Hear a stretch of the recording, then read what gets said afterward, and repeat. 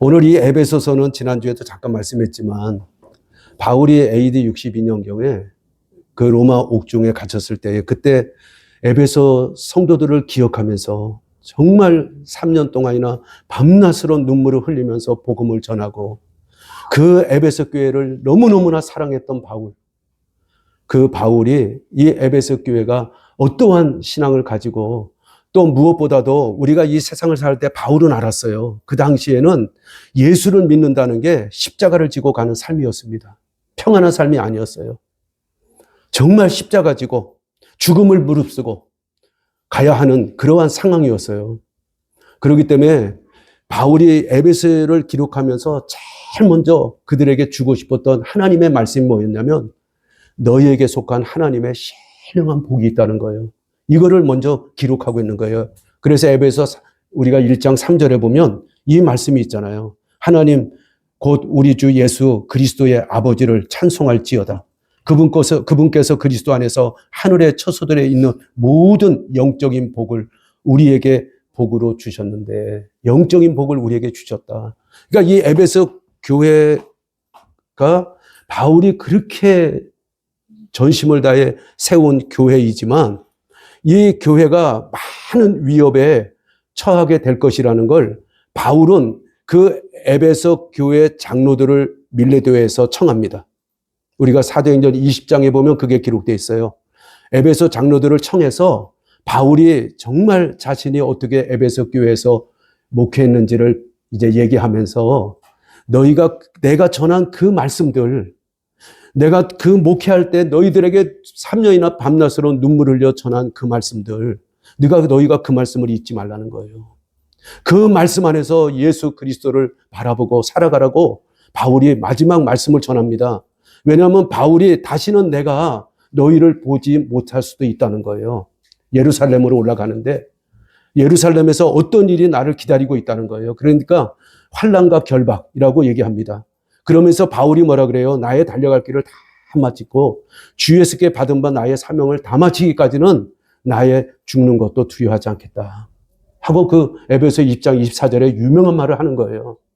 그런데 바울은 알았어요, 여러분. 사도행전 20장에 보면은 제가 잠깐 이렇게 말씀을 전해드리려고 그러는데 바울은 그 떠날 때 이걸 알았어요. 뭐를 알았냐면 에베소 교회가 많은 위험에 처하게 될 것을 알았어요. 그래서 사도행전 20장 그 29절 30절을 보면 이렇게 기록하고 있어요. 내가 이것을 아노니 곧 내가 떠난 뒤에 사나운 이리들이 너희 가운데로 들어와 양떼를 아끼지 아니할 것이요 너희 중에서도 제자들을 끌어내어 자기들을 따르게 하려고 왜곡된 것들을 말하는 사람들이 일어나리라. 그러니까 에베소 교회에 이런 일이 일어난다는 거예요. 내가 떠나고 난 다음에 이리들이 들어와서 그 에베소 교회를 완전히 정말 이렇게 참 망쳐놓게 되는 이 에베소 교회를 완전히 그 신실한 신앙, 믿음을 가졌던 사람들을 완전히 이 이리들로 인해서 훼손되는 일이 있을 것이고 또 그 안에 또 미혹을 받아가지고 그 에베소 성도들 가운데서도 자기를 따르게 하려고 이러한 일들이 일어나게 된다는 거예요. 바울은 그걸 너무 알았어요. 내가 아는데라고 했잖아요. 알아요, 바울. 여러분 영적으로 사는 사람들은 알아야 돼요. 알아야 돼요. 아멘이십니까? 아멘. 이 세상의 영적인 사람들은 뭐라 그랬어요? 대언자의 삶을 살아야 한다는 거예요. 하나님이 지금 우리에게 말씀을 주는 게 아니에요. 성경 말씀을 이미 주셨기 때문에 그 성경 말씀을 깨닫는 사람들은 대언자가 될 수밖에 없어요. 앞으로 어떤 일이 일어날 것을 하나님이 다 말씀해 주셨기 때문에 그것을 진리를 탐구하고 연구한 사람들은 그 말씀 속에서 뭐를 알아요? 하나님의 뜻을 발견하게 되는 거예요. 그래서 그것을 대언해 줄 수밖에 없는 이런 삶을 살아가야 한다는 거. 그것이 바로 이 시대에 우리에 주어진 하나님의 또 하나의 사명이라는 걸 믿으시기를 바랍니다. 바울은 알았잖아요. 내가 떠나면 어떤 일이 찾아올 것이다. 그리고 바울은 바로 예루살렘에 올라가서 누명을 쓰고 로마 옥중으로 갇힐 수밖에 없어요. 이런 상황이 그대로 온 거예요.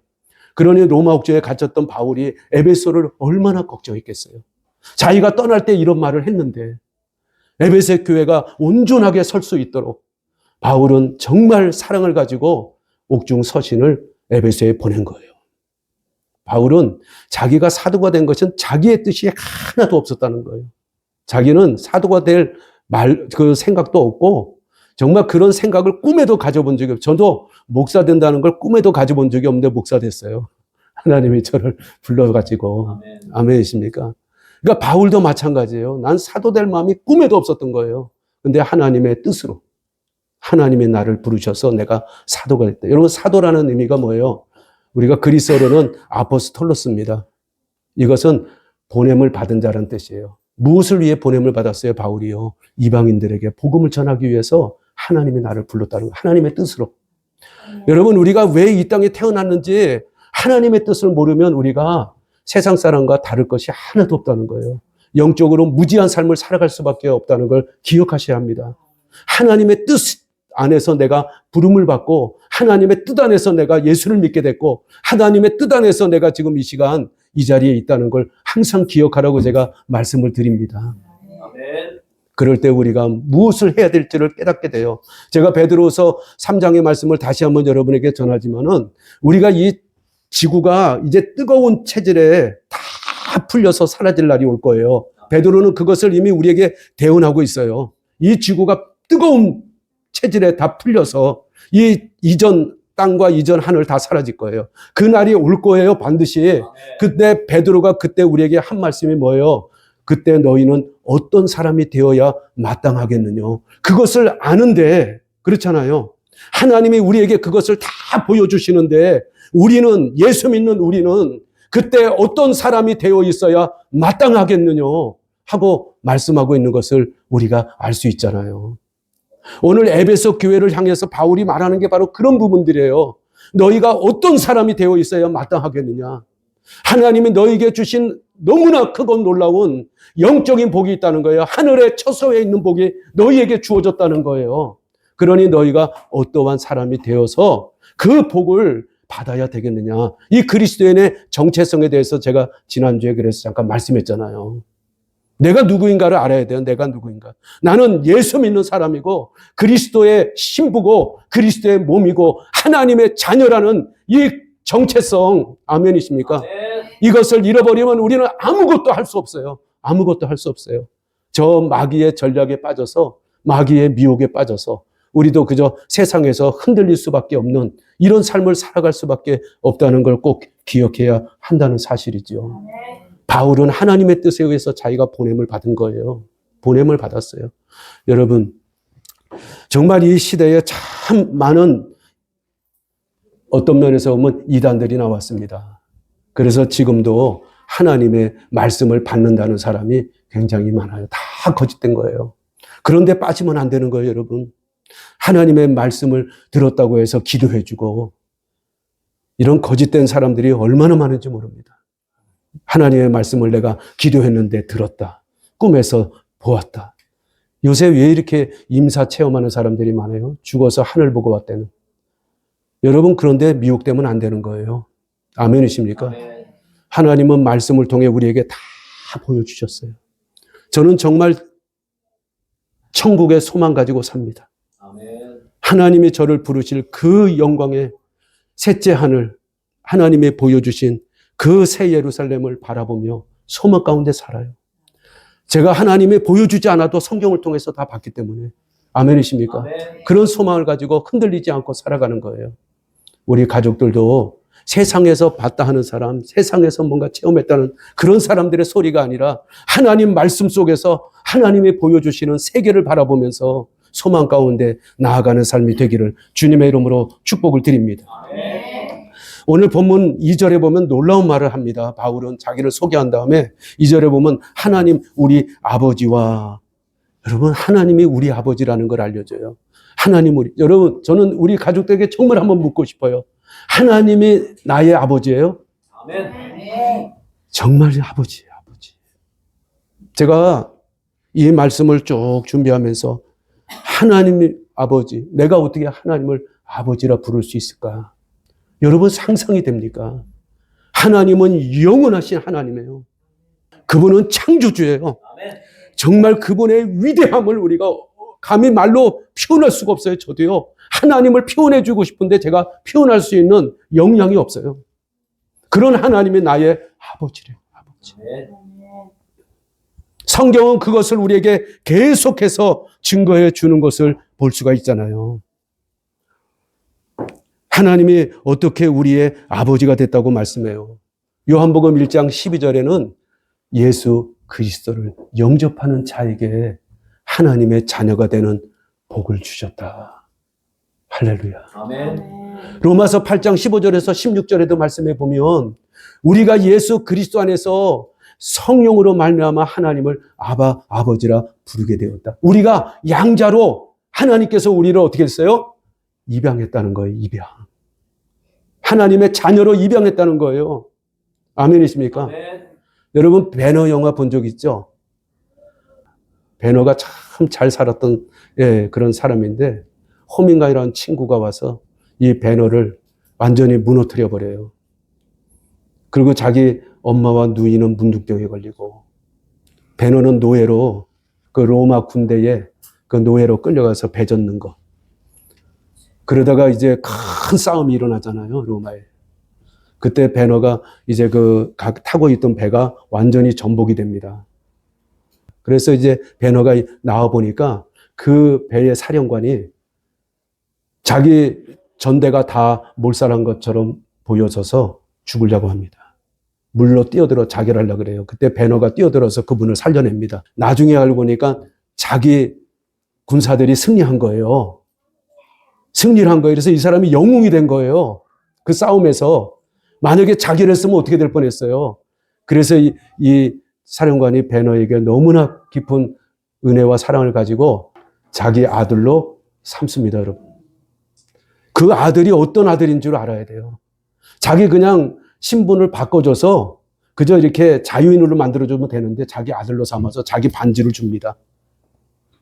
그 배너가 돌아오잖아요.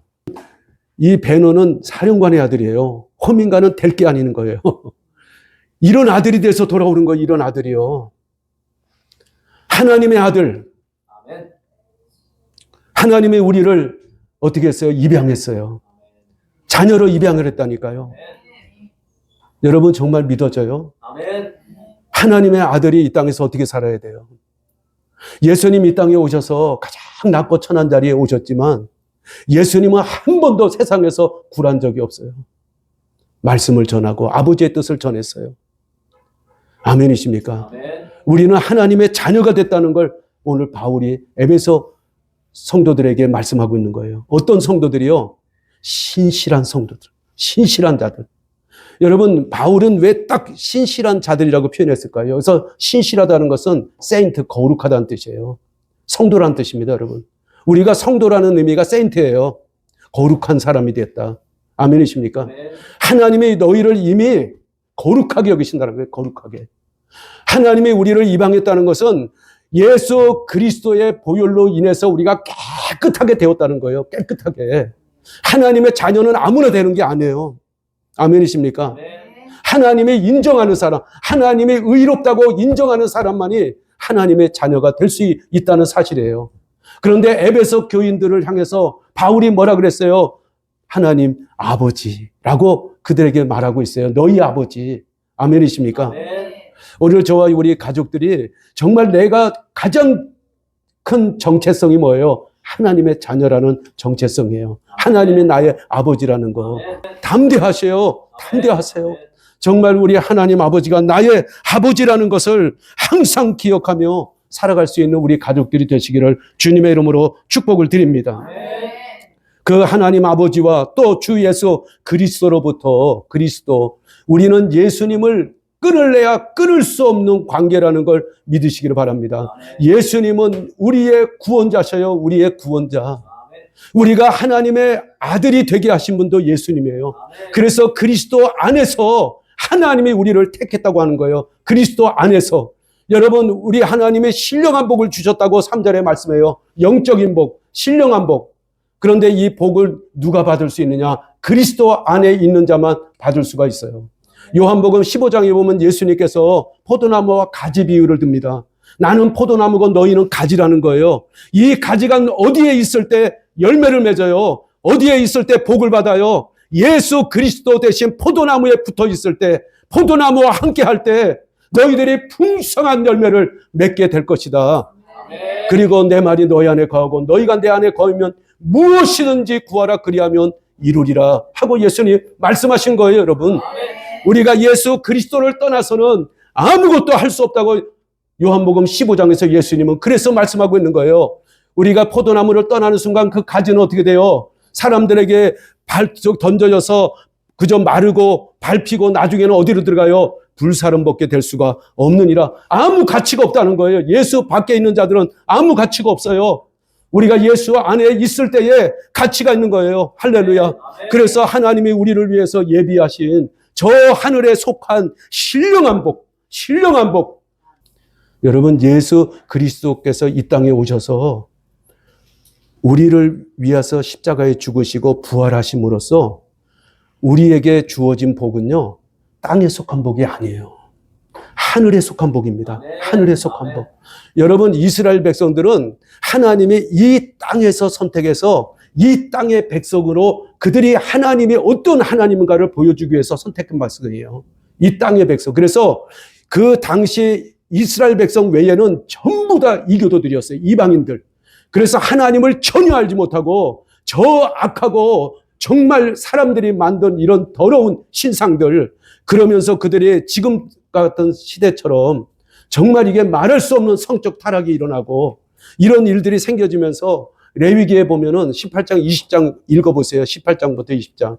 거기 보면 그 가나안 땅, 특별히 가나안 땅에 살던 족속들은 얼마나 더러운 인생들인지 땅에 토해낸다. 땅이 토해낼 정도로 얼마나 추잡한 일을 하고 얼마나 악행을 저질렀는지 그저 땅이 토해내는 인생들이라 이렇게 표현하고 있어요. 그런데 이스라엘 백성을 부른 이유는 그 땅이 토해내는 백성들이 되어서는 안 되잖아요. 그러면 너희가 하나님 앞에 어떤 삶을 살아야 되는지를 정확하게 말씀해 준 것이 그 모세 오경이에요, 여러분. 무엇보다도 모세를 통해서 하나님이 율법을 주십니다. 제사법을 주십니다. 그리고 또 음식법을 줘요. 이방인들처럼 아무거나 막 먹으면 안 된다는 거예요. 그래서 이 이스라엘 백성은요, 하나님이 땅에서 특별히 부른 백성이에요. 그래서 땅에 있는 사람들에게, 아멘이십니까? 하나님이 어떠한 하나님인가, 하나님을 이렇게 잘 섬기는 백성은 어떤 복을 받는가를 보여주기 위해서 선택받은 백성이 이스라엘 백성입니다, 여러분. 그래서 이스라엘 백성들에게는 계속 하나님이 뭐를 약속하세요? 땅의 것을 약속해요, 땅의 것. 땅의 복을 약속해요. 아멘이십니까? 하늘의 복을 약속하지 않아요. 땅의 복, 땅의 복. 아멘이십니까? 그런데 지금 이 시대의 교회가 그 이스라엘 백성들이 받았던 그 땅의 복을 우리가 받을 수 있다고 생각을 하는 거예요. 그래서 땅의 복인지 하늘의 복인지를 다 합쳐가지고 그저 우리가 예수 믿으면 잘 된다, 잘 산다, 복 받는다, 이런 신앙을 가지고 살도록 우리 눈을 다 가려버린 거예요. 그냥 하늘에 속한 신령한 복을 바라보지 못하도록. 아멘이십니까? 정말 예수 그리스도가 계시는 골로새서 3장 1절에서 2절처럼 예수님이 하나님 보좌 우편에 앉은 그곳을 애착을 가지고 살아가야 되는데, 그곳을 바라보며 살아가야 되는데 인생들을 가려놔가지고 그렇잖아요. 우리가 다 땅의 것을 바라보면서 저 이스라엘 백성들이 하나님을 믿으니까 이렇게 복을 받았다는 그러한 관점을 가지고 우리가 지금까지 살아오니까 성도들이 변화되는 게 없는 거예요, 여러분. 30년을 믿어도 50년을 믿어도 변화된 게 별로 없어요. 다 하나님 앞에 가면 복 달라고 기도해요. 복 달라고. 여러분, 하나님은 예수 그리스도 안에서 이미 이 하늘의 복을 우리에게 어떻게 하셨다 그랬어요? 주셨다고 말하고 있어요. 주셨다. 주실 것이가 아니에요. 주실 것이라가 아니에요. 여러분, 물론 우리 예수 믿는 사람들이 그렇다고 이 땅에서 못 살라는 말이 아니에요. 예수 믿는 사람은 최선을 다해서 부지런하게 정직하게 세상에 따라올 수 없는 성전한 삶을 살아야 돼요. 그럴 때 하나님이 우리의 삶을 지켜주실 줄 믿으시기 바랍니다. 그러나 우리의 복은 이 땅에 있는 것이 아니라는 것. 그것은 유대인들에게만 특별히 주어진 하나님의 복이라는 걸 우리가 기억하셔야 합니다. 아멘이십니까? 왜냐하면 그들이 그렇게 성결하게 살아야 그들을 통해서 누가 오셔야 돼요? 예수님이 오셔야 되거든요. 예수님. 더러운 인생 속에서 어떻게 예수님이 오셔요? 그들이 그런 복을 주셔서 정말 하나님이 막 현현해서 그들에게 음성을 주시고 막 구름으로 보여주시고 불로 보여주시고 이렇게 해서 그들이 하나님을 두렵게 여기고 떠나지 못하도록. 그런데도 제가 말씀했잖아요. 에스더기에서 이스라엘 백성들이 다 타락하잖아요. 이렇게 무서운 거예요, 여러분. 마귀의 전략이 이스라엘 백성들을 타락시키는 이런 무서운 일들 속에서도 하나님이 그 백성의 뿌리를 남기십니다. 그러죠? 그래서 기어이는 요셉과 마리아, 그 정혼자를 통해서 마리아에게서 처녀의 몸에서 잉태되시고 태어나시는 이런 일을 하나님이 하셔요. 저는 여기서 얼마나 놀라운 하나님의 은혜를 경험하는지 몰라요. 정말 제가 많이 울었어요. 왜냐하면 에베소서는 바울이 무엇을 기록하기 위해서, 물론 하나님의 백성으로서 이 땅에서 정말 그 성화의 과정을 살라고 말씀하는 부분도 있지만 교회가 어떤 건지를 말씀하기 위해서 기록한 거예요. 교회. 그래서 교회는 하나님의 신비라고 기록하고 있어요. 에베소 5장에 가면은 남편과 아내를 하나님이 이제 말씀하면서 예수님과 우리 사이를 교회로서 예수님의 신부로서 이렇게 비유하면서 이것이 하나님의 신비라고 또 말씀하고 있어요. 하나님의 신비.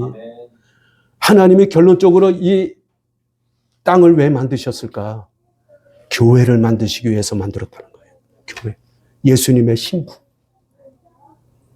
저와 여러분을 하나님이 만들기 위해서 이스라엘 백성을 선택하고 그 이스라엘 백성이 끝까지 혈통을 지켜서 예수 그리스도가 오게 하시고 그 예수 그리스도가 오직 죽고 사신 분은 누구밖에 없어요? 교회밖에 없어요. 교회.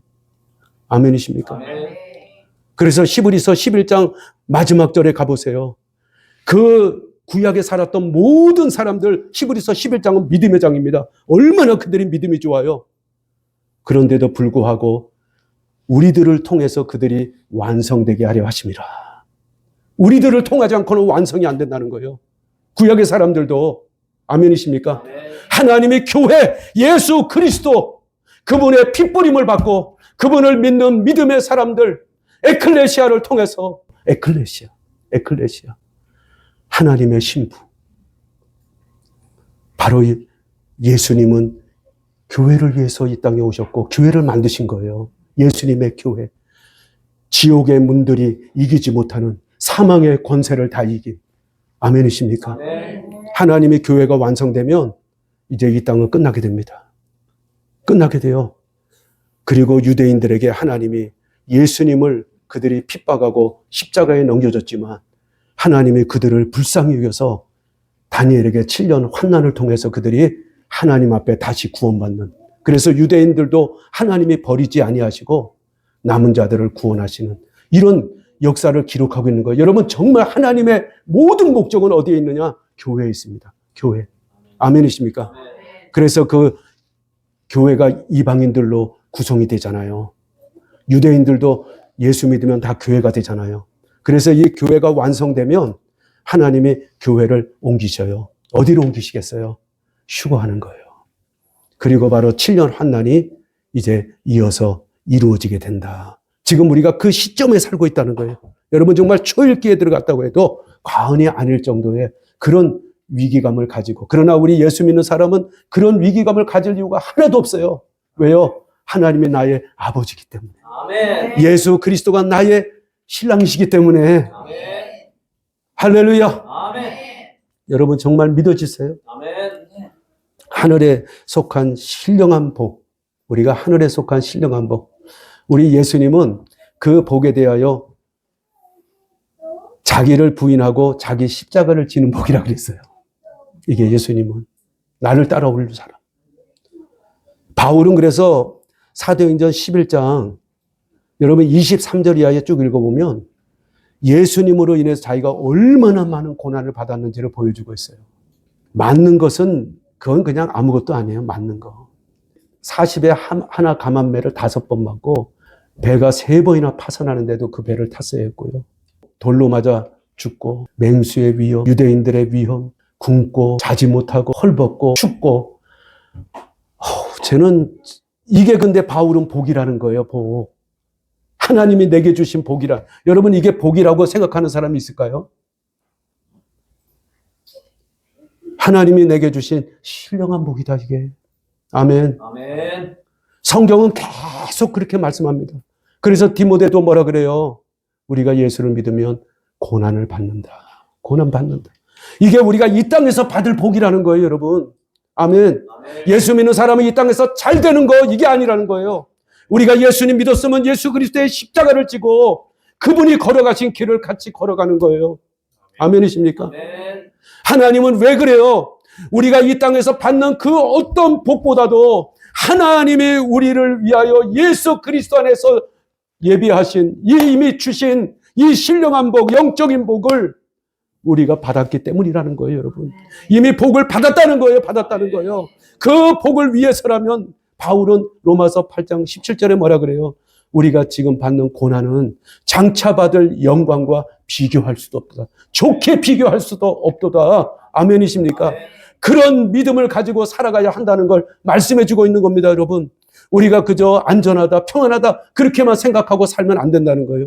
이제는 우리가 예수 그리스도가 내게 주신 은혜가 무엇인지, 내게 주신 하늘에 속한 신령한 복이 무엇인지 오늘 이것들을 늘 묵상하면서 하나님 앞을 하나님께 우리가 아버지라 부를 때마다 정말 내 가슴이 뛰고 벅차고 우리 주님을 만날 그날을 소망하면서 살아가는 것, 이것이 바로 바울이 말한 에베소 교회의 신실한 자들이라고 말한 거예요. 신실한 자들. 할렐루야. 신실이 뭐예요, 여러분? 신실이 변함없는 사람들이에요. 어떤 상황 가운데도 흔들리지 아니하고 오직 예수만 따라가는 사람들, 이게 바로 신실한 사람이에요. 그래서 하나님도 신실한 거예요. 신실하셔요. 변함이 없어요. 회전하는 그림자도 없어요. 오늘 야고보서 1장 17절에 보았던 것처럼 그 하나님 여러분 믿고 따라가세요. 아멘. 세상에서 우리가 부하려고 하지 마세요. 아멘. 아멘. 바울은 뭐라 그래요? 너희가 먹을 것과 입을 것이 있는 줄 족한 줄 알라. 아멘. 그것이 하나님의 복이라는 거예요. 하나님의 복. 저는 지금까지 오면서 헐벗은 적이 없는 것 같아요. 너무 감사하게. 하나님 정말 감사해요. 아멘이십니까? 아멘. 저는 우리 가족들도 감사한 거는 헐벗는 사람이 없는 거예요. 얼마나 감사해요. 우리도 어려운 때를 지나긴 했어요. 그죠? 그러나 하나님이 다 먹을 것과 입을 것을 주셔서 오늘까지 우리가 살아온 줄 믿으시기 바랍니다. 아멘. 무엇을 더 바라요, 여러분? 우리 하나님 앞에 갈 거예요. 아버지가 우리 부르실 때, 그죠? 휴거되지 않는다 할지라도 우리가 언제 휴거될지 모르지만 하나님이 우리의 때를 다 정하셨다고 말씀해 주셨잖아요. 저는 우리 가족들에게 주신 이 신령한 복, 제가 다음 주에 다시 한번 이 부분에 대해서 좀 더 자세하게 설명하면서 오늘 바울 사도가 얘기한 것처럼 하나님의 아버지와 그리스도 예수 안에 너희가 뭐가 임하기를 바란다고요? 은혜와 화평이 있기를 바란다. 하나님은 언제나 우리에게 은혜를 주셔요. 은혜를 주셔요. 아멘이십니까? 그리고 예수 그리스도는 언제나 우리에게 화평을 주셔요. 그래서 요한복음 14장 27절에 예수님은 내가 너희에게 뭐를 줘요? 화평을 준다. 이 화평은 세상이 주는 그 어떤 것과 다를 것이라고 얘기하면서 너희에게 화평이 있을 것이다. 여러분, 이 한 주간도 하나님의 은혜와 화평 안에 사는 우리 가족들이 되시기를 예수 이름으로 축복을 드립니다. 아멘. 기도하겠습니다.